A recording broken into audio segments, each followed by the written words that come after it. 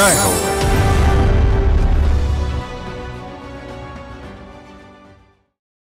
నమస్కారం. సామాన్యుల అసమాన గాథల సమాహారం ఈటీవీ జైహోకు స్వాగతం.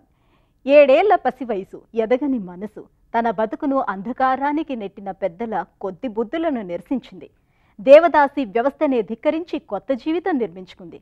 తనలాంటి వేలాది నిస్సహాయులను అపరాజితులుగా, విజేతలుగా తీర్చిదిద్దింది. అలజడి, ఆందోళనలతో తల్లడిల్లిన కశ్మీర్ యువత యుద్ధ విద్యలు నేర్చి ఉపశమనం పొందుతోంది.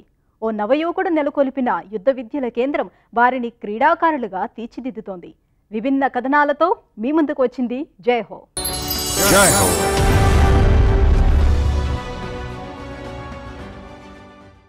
ఒప్పుకుంటే బతుక్కి అదే బలిపీఠం, కాదని ధిక్కరిస్తే వెలిపీఠం. మహిళల జీవితాలను కాలరాసే దురాచారం. కన్నడ సీమలో బెళగావి జిల్లా చిక్కోడి తాలూకా కబ్బూరు గ్రామవాసి సీతవ్వను 7 ఏళ్ల వయసులో దేవదాసం చేశారు.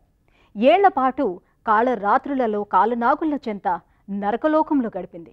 తర్వాత కాలంలో చైతన్య నగారం మోగించి వేలాది దేవదాసీలను కదిలించింది. మృగాళ్ల చెర తప్పించి వారికి కొత్త జీవితాలనిచ్చింది.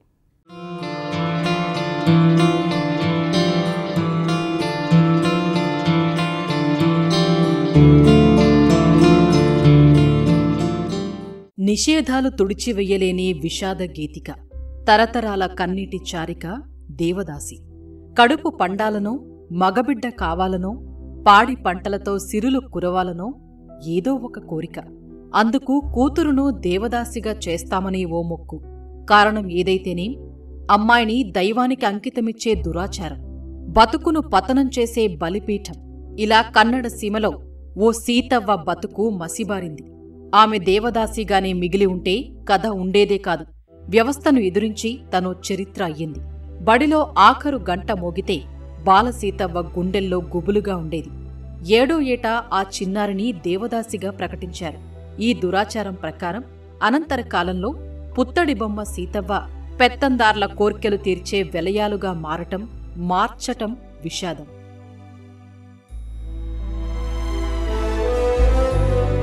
ನಮ್ಮ ತಂದೆ ತಾಯಿಗೆ ನಾವು 6 ಜನ ಹೆಣ್ಣು ಮಕ್ಕಳ ಇದ್ದು.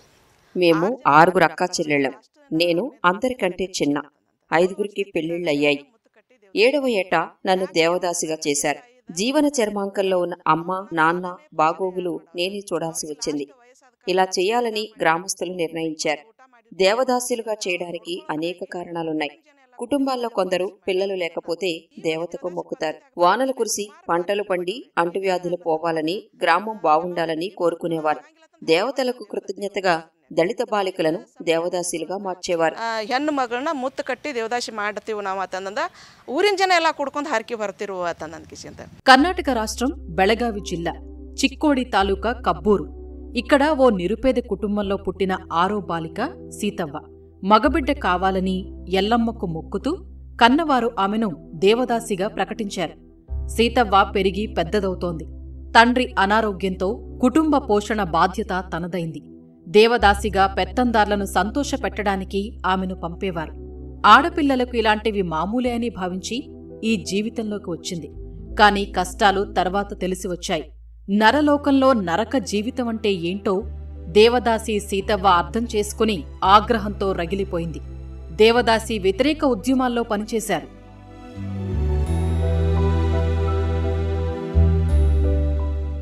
ದೇವದಾಸಿ ಆದ ನಂತರ ಸಾಕಷ್ಟು ಕಷ್ಟಗಳು ಅನಿಗಿದಾವ. దేవదాసి కాగానే జీవితంలో మాకు అనేక కష్టాలు ఎదురయ్యాయి.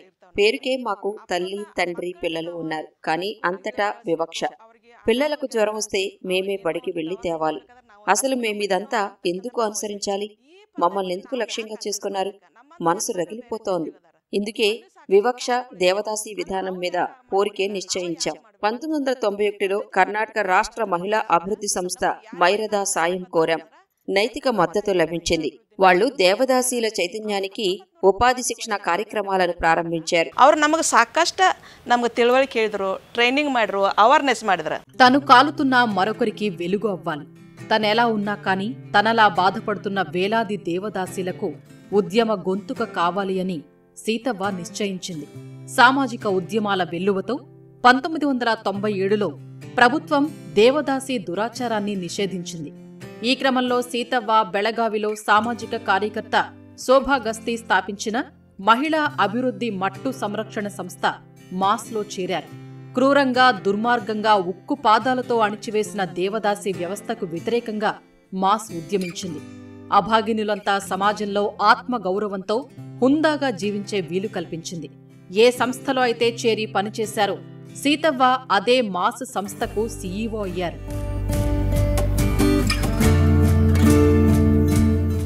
ನಮ್ಮ ಬೆಳಗಾವಿ ಜಿಲ್ಲೆದಾಗಿ దేవదాసి వ్యవస్థ బెళగావి జిల్లాలో నిలిచిపోయింది. కానీ పొరుగున ఉన్న బాగలకోట, రాయచూర్ జిల్లాల్లో నేటికీ ఉంది. ఈ దురాచార సమూల నిర్మూలన జరగాలంటే 2010కి ముందు ఇచ్చినట్లే నేటికి ఆ నిధుల మంజూరును కొనసాగించాలి. దేవదాసీలుగా ముద్రపడిన మహిళల పిల్లలు ఇప్పుడు బాగా చదువుకుంటున్నారు, డిగ్రీలు చేశారు. మరికొందరికి 1కి మించి డిగ్రీలున్నాయి. వారికి ఉద్యోగాల్లో రిజర్వేషన్లు ఇవ్వాలి. ಅದಕ್ಕಾಗಿ ಅವ್ರಿಗೆ ನೌಕರಿ ಒಳಗೆ ಮೀಸಲಾತಿ ಇಡ್ಕೊಡ್ಬೇಕು ಅಂತ ಅಂದ್ಕೇಶಿಂದ సీతవ్వ ముఖ్య కార్యనిర్వహణాధికారిగా ఉన్న మాస్ స్వచ్ఛంద సంస్థ వేలాది దేవదాసీలకు పునరావాసంలో ముఖ్య పాత్ర పోషిస్తోంది. ఒకనాడు స్వయంగా దేవదాసి అయిన సీతవ్వ తన నేతృత్వంలో సాధికారత ఉద్యమ స్ఫూర్తిని స్థిరంగా కొనసాగిస్తున్నారు. నైపుణ్యం అందిస్తూ ఉపాధి ఆధారిత శిక్షణ కార్యక్రమాలతో దేవదాసీలను, వారి పిల్లలను విముక్తం చేస్తున్నారు. దేవదాసి వ్యవస్థ తిరిగి తలెత్తకుండా పోరాడుతున్నారు.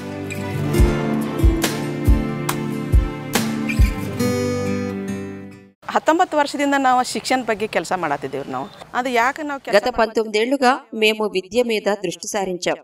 బాల్య వివాహాలు, బాల కార్మిక వ్యవస్థ నిర్మూలన, చిన్నారుల అక్రమ రవాణా నిరోధం కోసం ముందుకు వచ్చి పనిచేస్తున్నాం.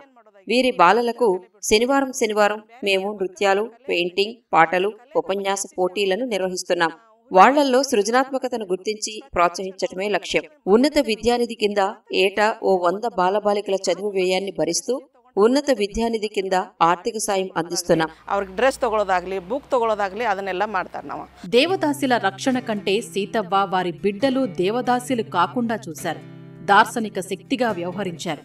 పిల్లలు చదువు చాలించకుండా కొనసాగించేలా ప్రయత్నిస్తున్నారు. దోపిడీ చేసే దుష్టశక్తుల చక్రబంధం నుంచి కాపాడారు. చక్కని జీవనోపాధికి బాట వేశారు.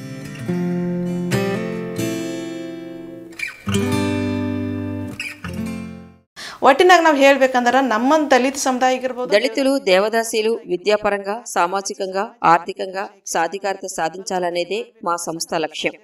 మా దగ్గర దాదాపు 400 సంఘాలున్నాయి. అక్కడ బాల్య వివాహాలు, బాలల అక్రమ రవాణా, బాల కార్మికులకు వ్యతిరేకంగా చైతన్యపరుస్తున్నాం. పిల్లల అక్రమ రవాణా నిరోధానికి ఎంత అప్రమత్తంగా ఉండాలో సూచిస్తూ ఆ అసాధ్యాన్ని సుసాధ్యం చేసేలా మా బృందం ఎంతో కష్టపడింది. టీమ్ వర్క్ బాగా అయితే అని ಹೇಳಕ್ಕೆ ఇష్టపడుతుంటాను. ఒక స్వచ్ఛంద సంస్థ సీఈఓగా సామాజిక మార్పు కోసం సీతవ్వది సుదీర్ఘ పయనం. ఆమె స్థైర్యం, అంకిత భావం నిబద్ధతకు నిదర్శనం. 3 దశాబ్దాల కృషితో 4800 మహిళలకు పునరావాసం కల్పించటం ఆమె సాధించిన విజయం. స్త్రీని విలాస వస్తువుగా మార్చే దోపిడీ శక్తుల నుంచి బయటపడి కొత్త జీవితం ఆరంభించేందుకు సీతవ్వ తోడ్పాటు అందిస్తున్నారు. ఆమె అవిరళ కృషిని యూనియన్ ప్రభుత్వం గుర్తిస్తూ 2018లో పద్మశ్రీ పురస్కారాన్ని ప్రదానం చేసింది.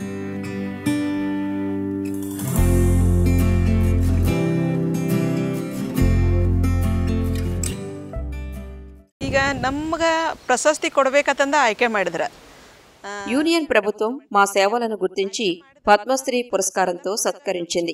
చాలా సంతోషంగా ఉంది. ఓ చిన్న దళిత దేవదాసి వ్యతిరేక సంస్థను గుర్తించి మాకు ఈ అవార్డు ఇచ్చారు.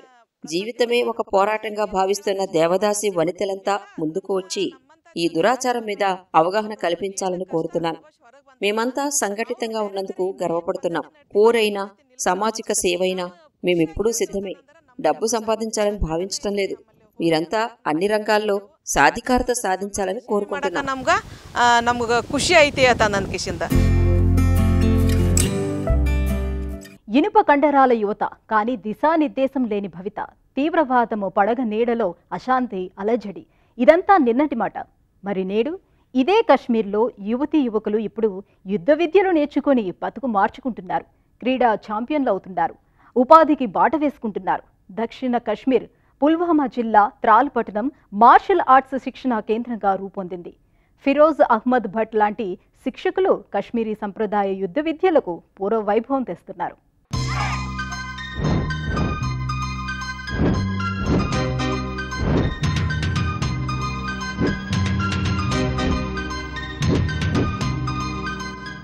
రెప్పపాటులో ప్రత్యక్షమైన ప్రత్యర్థి, హఠాత్తుగా బందీ అయిన క్షణాలు. ఏం జరుగుతుందో తెలిసేలోగా ఓటమి అంచున ఉన్న చిత్తభ్రాంతి. కొద్ది క్షణాలు ఆత్మవిశ్వాసం కోల్పోతే ఎంతో అనర్థం. అలాంటి ఆపత్ సమయంలో యుద్ధ విద్యలే శరణ్యం. వీటి అవసరాన్ని దక్షిణ కశ్మీరీ యువత సకాలంలో గుర్తించింది. విద్యార్థి దశ నుంచే బాలబాలికలు యుద్ధ విద్యలు నేర్చుకుంటున్నారు. ఇందుకే ఇక్కడ మార్షల్ ఆర్ట్స్ లో శిక్షణ ఇచ్చే సంస్థలకు ఆదరణ పెరుగుతోంది. త్రాల్ మే रहता हूं बच्चे गेम्स की तरफ तवज्जो नहीं देते। నేనిక్కడ త్రాల్ పట్టణంలో నివసిస్తున్నాను. క్రీడలపై దృష్టి పెడితే అది మానసిక శారీరక ఆరోగ్యాన్ని ప్రభావితం చేస్తుంది. మా అబ్బాయికి ఇవాళ జాతీయ రాష్ట్ర స్థాయి మార్షల్ ఆర్ట్స్ పోటీల్లో అనేక పథకాలు వచ్చాయి. తనకి శిక్షణ ఇచ్చి ఒక వేదికను అందించిన కోచ్ కు నా కృతజ్ఞతలు. లీన్యూ మార్షల్ ఆర్ట్ जिन्होंने इनको ट्रेनिंग दी और प्लेटफार्म प्रोवाइड किया। తీవ్రవాదుల కదలికలతో భయ విహ్వలలా మారిన పుల్వామా జిల్లా ఇప్పుడు ధైర్యం కూడగట్టుకుంటోంది. జిల్లాలోని త్రాల్ పట్టణం యుద్ధ విద్యలు నేర్పే కేంద్రంగా మారింది. ఔత్సాహిక క్రీడాకారులకు శిక్షణ ఇచ్చే అనేక అకాడమీలు ఆరంభమయ్యాయి. జాతీయ యుద్ధ విద్యల నిపుణుడు ఫిరోజ్ అహ్మద్ భట్ త్రాల్లో లీన్యూ మార్షల్ ఆర్ట్స్ అకాడమీ నిర్వహిస్తున్నారు. 2017లో కేవలం 6 విద్యార్థులతో ప్రారంభమైన ఈ అకాడమీలో నేడు శిక్షణ పొందుతున్న వారి సంఖ్య 250కి చేరింది.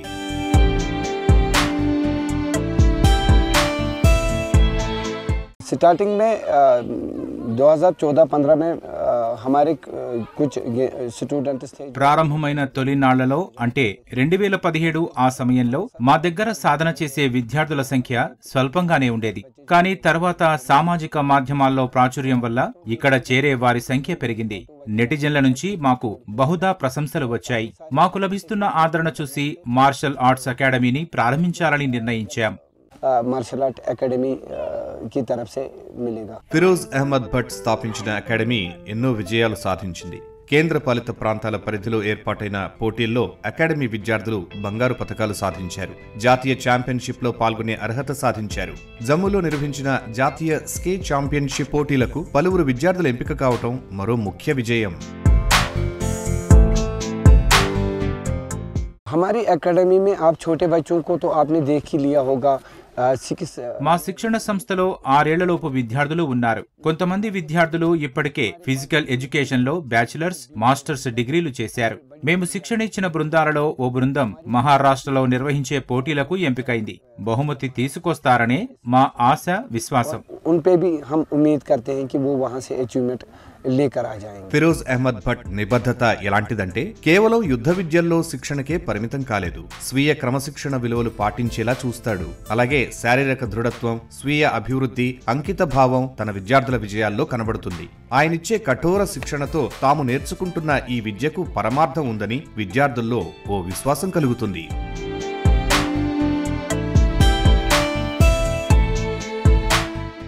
एक मार्शल आर्ट प्लेयर में एक बहुत बड़ी बात होती है कि वो మార్షల్ ఆర్ట్స్ క్రీడాకారునిలో కనిపించే అత్యుత్తమ అంశం ఏమిటంటే అతను అప్పటికే కఠిన పరిస్థితులను ఎదుర్కొని ఉంటాడు.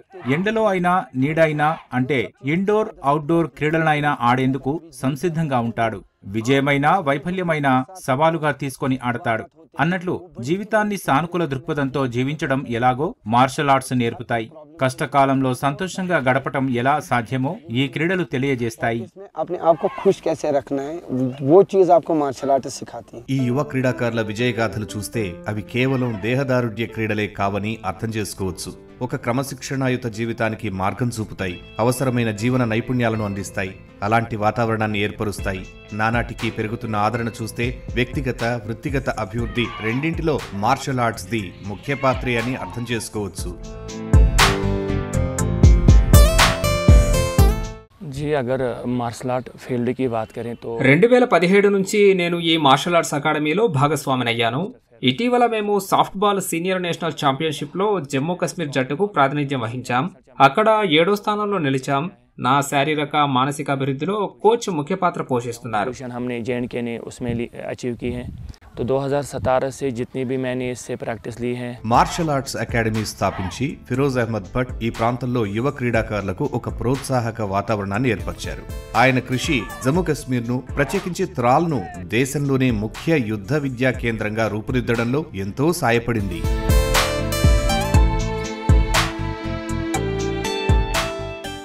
मैं समझता हूं कि खिलाड़ी हमारे जम्मू कश्मीर का कोई भी हो उसको अप्रिसिएशन की జమ్మూ కశ్మీర్ ఆటగాళ్లు క్రీడల్లో మరింత ఎదగడానికి ఈ ప్రశంసలే ప్రోత్సాహకాలు అవుతాయని భావిస్తున్నాను. వారిని కథానాయకుల్లా చూడాలి, సముచిత గౌరవం ఇవ్వాలి.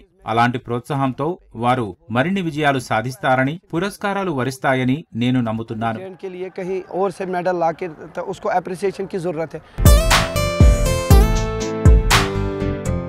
దురాచారం నీడిన దగాపడిన దేవదాసీలలో చైతన్యం తెచ్చి వారికి నవజీవన మార్గం నిర్మించిన సీతవ్వ, నిరాశ నిస్పృహలు అలుముకున్న కశ్మీరీ యువతకు యుద్ధ విద్యలు నేర్పుతూ భవితకు బాట వేస్తున్న ఫిరోజ్ అహ్మద్ భట్ ఇద్దరూ సామాన్యులే. భిన్న రంగాలలో సామాజిక మార్పే ధ్యేయంగా పయనిస్తున్న స్ఫూర్తిదాతలు. మరిన్ని కథనాలతో వచ్చే వారం జైహోలో మళ్ళీ కలుద్దాం. నమస్కారం.